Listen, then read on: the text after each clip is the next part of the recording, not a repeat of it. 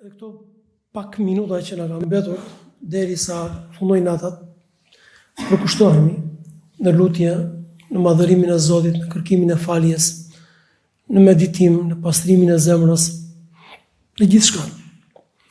Ajo që dua të ndalemi, shkurtimisht inshallah Zotit sot, është këto net, muaj Ramazanit në përgjithësi dhe këto net të begata, sidomos net të fundit që akoma më shumë gjallërohet xhamia, ne duhet të ndihmojmë për të ndërtuar raportin me Zotin e gjithësisë. Kjo është shumë e rëndësishme. Pra, në këto net besimtari pozicionohet, ndërton raportin me Zotin lartësuar. Dhe raporti me Allahun lartësuar mund të ndërtohet, mund të jetë një raport interesi. Mund të jetë një raport frike, mirë po mbi të gjitha mund të jetë një raport dashurie. Mund të jetë raport frike, ka për njerëzve për shembull, që shtysa kryesore që i bën ata besimtar, që i bën musliman, që i bën që të vinë në xhami, apo që i bën që të privohen nga punë dhe keqja është frika. Thotë, mos më dënoj Zoti. Ka për njerëzve që shtysa kryesore që i shtyj ata është të mirat. Janë njerëz të cilët i duan fort të mirat e Zotit lartësuar dhe si rrjedhoj, ajo e lidhin fort zemrën me të mirat dhe i luten Allahut lartësuar. Mirë po, kjo pjesë është pak e rrezikshme në momentin që njeriu e gjen të jetë aktiv në adhurime apo në punët e mira vetëm kur ka interes. Vetëm kur ka dua, ka për t'i kërkuar diçka Zotit lartësuar. Në momentin që nuk ka për t'i kërkuar diçka Zotit gjithësisë, atë nuk e gjen besimtar. Tani kur them nuk e gjen besimtar, jo nuk e gjen musliman, nuk e gjen që e beson Zotin, por nuk e gjen praktikant. Nuk e gjen as në xhami, nuk e gjen as në agjërim, nuk e gjen as në namaz. Pra, ky njeri si ku ndërton me të madhërishmin me Allahun një raport interesi. Në momentin që do kemi interes, apo do kemi diçka që më lipset, më nevojitet, do të shkojmë me të shpejt të trokas tek porta e Zotit. Po në momentin, jo, se e harroj atë, apo i zgjidh vetë punët e mia. Mbi të dyja këto, ne të dyja i kemi këto. Ne adhurojmë Zotin e gjithësisë se i druhemi atij. E ndijemi, e përjetojmë madhështinë e Allahut. Dhe pse jo kemi frikë madhështinë e Zotit lartësuar, nëse nuk jemi në rrugë të tij, apo nëse nuk kemi çuar në vend detyrat, përgjegjësitë dhe amanetet që kemi. Por njëkohësisht ne adhurojmë fort Zotin lartësuar sepse i duam shumë mirësitë e Zotit, mirësitë e Allahut lartësuar. Dhe jemi shumë nevojtarë dhe jemi shumë fukare përpara të mirave të Allahut lartësuar. Por mbi këto të dyja është një ndjenjë tjetër që duhet të instalohet sidomos në këto net në zemrat tona. Dhe pastaj kjo ndjenjë duhet të jetë e përjetshme, e përhershme kurdoherë. Është ndjenja e dashurisë. Ne duhet ta duam fort Allahun. Raporti që duhet të ndërtojmë ne me Allahun lartësuar duhet të jetë raport dashurie. Nuk duhet të jetë thjesht një raport interesi, nuk duhet të jetë thjesht një raport droje apo frike, por raport dashurie. E duam fort të madhërishmin. Falemi se duam Allahun, agjërojmë se duam Allahun. Privohemi nga punët dhe keqja se duam fort Zotin e gjithësisë. Mendojmë kurdoherë në çdo çast, në çdo moment për të madhërishmin për Allahun se duam atë. E përkujtojmë gjuha e besimtarit e besimtares është gjithmonë e lagët me përkujtimin e Zotit, pse se e duam atë. Nëse arrim të ndërtojmë këtë raport me Allahun lartësuar, u a them me bindje, 5 vakte dhe namazet në ditë nuk kanë për të qenë të vështira. Agjërimi muajit begat të Ramazanit s'ka për të qenë i vështirë. Privimi nga haramet, nga ndalesat s'ka për të qenë e vështirë. Madje e gjitha kjo do të zhndrohet dhe do të transformohet në kënaqësi, në lezet, në kënaqësi. E gjitha, pse kjo gjë? Sepse ti kryen të gjitha këto adhurime për atë që ke lidhur zemrën dhe do fort. Nëse është një raport thjesht frike, një raport thjesht interesi, do shkëputet në momentet që përfundon halli. Ama nëse është një raport dashurie, jo. Mirë, nëse drejtojmë vetes tonë një pyetje dhe themi, nëse marrim një përmas, sa duhet jetë dashuria që ne duhet t'i dedikojmë Zotit të gjithësisë? Sa duhet jetë? Nëse unë ju pyes, sa duhet jetë dashuria që ne duhet të kemi apo natyrshëm kemi pas forcë, pas siklet për fëmijët tanë? Ai që është prind, lehtësisht mund të përgjigjet. Sa është dashuria që i dedikon fëmijës për shkak? sa është ajo dhimbja, ajo lidhja. Mund që të japësh një përmas, ka një njësi matëse që e matë dhe e peshon dashurinë e prindit për fëmijën? Absolutisht jo. Dashurinë e fëmijës për prindin, s'ka njësi matëse, nuk e peshon. S'ka peshore që e peshon. Për vëllai për vëllain, bashorti për bashortën, anasjelltas bashortja për bashortën. Vëllezërit që duhen për hir të Zotit, shokët që duhen për hir të Zotit. Mirë, zbresim pak. Sa është, me çfarë njësi matëse mund të matim dashurinë që ne kemi për të mirat materiale, për shtëpinë, për makinën, për pronën, për argëtimin, për diçka, përsëri shumë e madhe. Është jashtëzakonisht e madhe. Natyrshëm e ka bërë të tillë Allahu i lartësuar zemrën të ndjeshme të lidhet me ato gjëra të cilat kanë vlerë në jetë. Natyrshëm, pas forcës, nuk marr, më thuaj, marrim ndonjë mësim në shkollë që duam prindin, natyrshëm e duam. Apo prindi që doj fëmijën, natyrshëm e do. Marrim ndonjë që duhet të duam pronat apo të duam pasurinë, natyrshëm. Janë ndjenja me që Allahu i lartësuar ka brumosur njerëzit me këto ndjenja. Më thoni, pse i duam, pse lidhim zemrën dhe pse i duam këto që i përmendëm? Prindin, apo fëmijën, apo të mirat materiale, pse? Sepse në perceptimin tonë kanë vlerë. Ose automatikisht kemi detyrime karshi tyre. Ose automatikisht burojnë të mira prej tyre drejt nesh. Përfitojnë.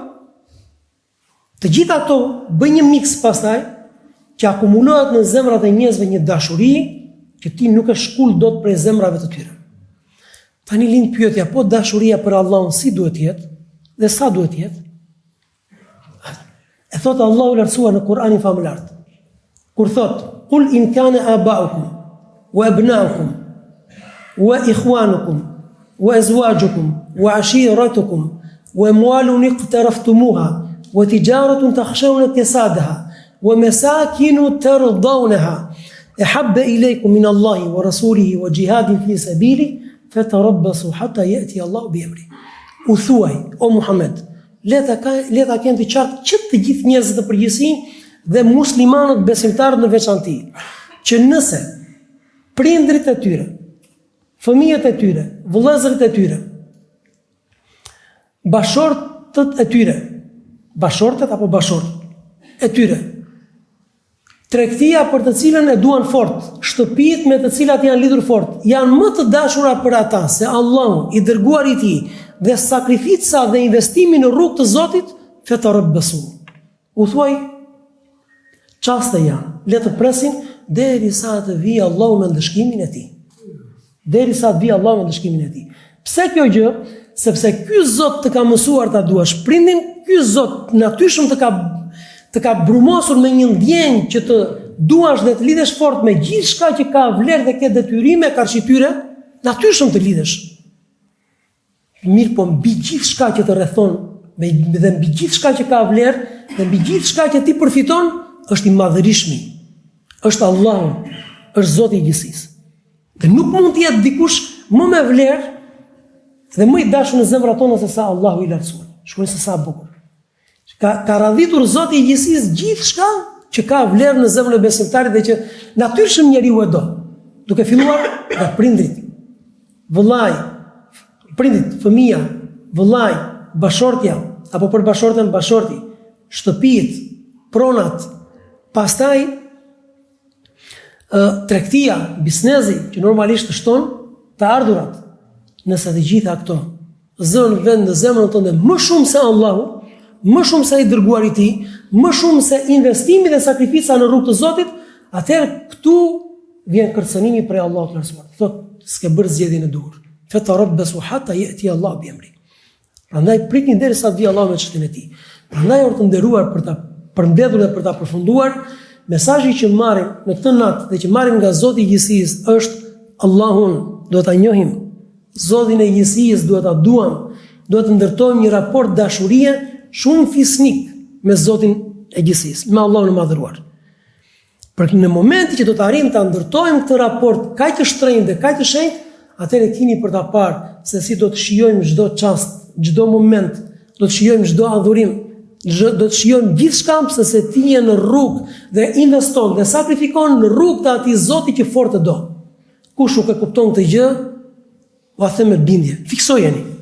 Kush nuk e kupton këtë gjë, do vi ditë të numëruara në xhami dhe nuk do ta shohësh pjesën tjetër të jetës së tij. Do falet ndonjë namaz, nuk do ta shohësh në namazet e tjera. Do agjëroj ditë të numëruara, nuk do ta shohësh në momentet e tjera. Do shohësh se si prioritetet, djersa ati do të derdhet, mundi i tij do të derdhet, investimet e tij do të jenë te këto kategori që përmendi Zoti dhe pak do të mendoj për të madhërishtme për Allahun lartësuar. E dini se kush problemi? Problemi është që kush investon më shumë te këto që u lart përmendën dhe harron Zotin e gjithësisë, Allahu i madhruar dështimin ja cakton pikërisht në këto dhe zhgënjimin ja cakton pikërisht në këto që u lart përmendën. Pse? Sepse ke prishur prioritetet. Ke prishur prioritetet në jetë, ke prishur përparësitë në jetë. Prandaj besimtari i besimtarja e mençur e kupton që ka përparësi, ka një radhë, ka prioritete, ka një listë. Dhe nëse nuk respektohet kjo listë, atëherë prishet dhe rëndi. Dhe këtu pastaj nuk mund të gjejë robi sukses. Nëse respektohet kjo listë, i gjithë suksesi do të vijë prej Allahut të lartësuar. Tani dikujt, ai që nuk e njeh Allahun lartësuar, mund të tingëllojë dhe rënd dhe thotë më shumë se prindin, më shumë se fëmijën, më shumë se bashortan, më shumë se vëllan, më shumë se të afërmit, më shumë se pronën, patjetër. Kush ishe ti dhe kush ishe unë përpara se të ekzistonin, përpara se na krijonte Zoti i gjithësisë. Tre janë arsyet kryesore pse duhet ta duam fort Allahun lartësuar. E para është sepse njeriu e do ekzistencën e tij. Imagjino pa kush na sjellë këtë ekzistencë. Allahu. Kush na ka krijuar? Allah. Për këtë arsye detyrojmë shumë dashuri atij. E dyta shumë e rëndësishme, sepse njeriu i do fort të mirat. Ne i duam të mirat. Burimi i të mirave kusht është tek Allahu. Wa ma bikum min ni'matin fa min Allah. Çdo të mirë që e keni prej Allahut të lartësuar. Cilën të mirë prej mirësive të Zotit do ta ju guxoni dhe mohoni, thot Allahu i lartësuar. Dhe e treta, njeriu e do fisnikun, e do bujarin, e do të mirin. Dhe ti nuk mund të jesh më fisnik, më bujar dhe më të mirë se sa Allahu i lartësuar, edhe nëse dikush është i privuar për momentin dhe nuk po përfiton. Nëse dëgjon për shkakun që aty është një njeri bujar, është bamirës i madh, duron, u bën mirë njerëzve, natyrshëm e do atë njeri. Natyrshëm krijon një simpati për të. Pse kjo gjë? Sepse është i tillë. Merr dhe lexo rreth Zotit i gjithësisë, nuk ke për të gjetur më të mirë, më bujar, më fisnik, sesa më dhurues se sa Allahu i lartësuar. Prandaj ne kërkojmë Allahut të lartësuar që Zoti i gjithësisë na bëj për atyre njerëzve që fort e duan Allahun, që fort shpresojnë tek mirësitë e Zotit i gjithësisë dhe në momentet e caktuara janë të kujdesshëm, vigjilant dhe qëndrojnë larg zemërimit dhe ndëshkimit të Allahut të lartësuar. Në atë kadrit të këto net të begata dhe të bekuara, është momenti ku besimtari dhe besimtarja të ulet pak me veten dhe të reflektojë. Deri në këto momente kthen kokën pas sa vite kanë kaluar nga jeta ime. Si e kam jetuar jetën? A ka mundësi që ta përmirësoj? Dhe ka një përgëzim shumë të madh, ai i cili vjen një moment dhe reflekton dhe përmirëson të ardhmen e tij, i falet e shkuara e tij. Prandaj secili prej nesh tani është në një situatë, është në një udhkryq, është në një stacion që shumë vite të tëra ndoshta i kanë kaluar dhe një jetë të tërë ka përpara që lutim Zotin e gjithësisë të kemi jetë të gjatë në punë të mira. Çfarë është momenti? Nata kadrit nuk është vetëm nata Allah më jep bereqet. Është nata përmirësimit, është nata reflektimit, është nata e kontratës së beslidhjes me Zotin e gjithësisë, e vendimarrjeve të mëdha, kthen kokën pas dhe thua 1 2 3 4 5 unë kam bërë shumë keq në jetën time. Me ndihmën e Allahut, tani i kërkoj në natën e kadrit, i kërkoj Zotit i gjithësisë, unë kam më shumë potencial, kam potencial shumë për të përmirësuar jetën, raportet me Zotin, familjen, me punën, me gjithçka, për të ndërtuar dhe për të ndrequr mbi të gjitha veten time. Është momenti. Dhe ky është suksesi më i madh që mund të japi Allahu i lartësuar dikujt prej robëve të tij, që lutem Allahu i lartësuar mos na privoj nga mirësitë e tij. Allahu na bëf prej të dashurve të tij, nuk mund të gjesh dhurat më të madhe për Zotin e gjithësisë se sa të përzgjedhë Allahu dhe të bëj të dashur e tij. Allahu na bëf për të dashurve të tij. Allahu na bëf prej euliave të tij, prej miqve, prej atyre që Allahu i mban në kujdesin e tij. Dhe lutim Allahu lartësuar që në këto ne të begata Allahu të derdhë mëshirën e tij, shpërblimin e tij mbi ne, mbi familjarët tanë. Allahu të mëshirojë të dashurit tanë dhe shtetin tanë, që nëse ata që kanë kaluar tek ai dhe të udhëzoj ata të dashur, ata të shtrenjtë, ndoshta nuk i kemi të udhëzuar, të shëroj çdo të sëmur, për sëmurëve tanë, familjarëve tanë, të dashurve tanë që ndoshta janë sprovuar me një sprov të tillë, dhe kërkojmë Allahut të lartësuar që të gjitha format e belave dhe të sprovave që ndoshta sot janë ulur këmbë ngriç tek ne apo tek muslimanët, të gjithë ummeti i Zotit gjithësisë, ti çliroj nga të gjitha këto belave, nga të gjitha këto sprova. Amin. Plotësojmë inshallah dhe vitin e 3 rekate dhe pastaj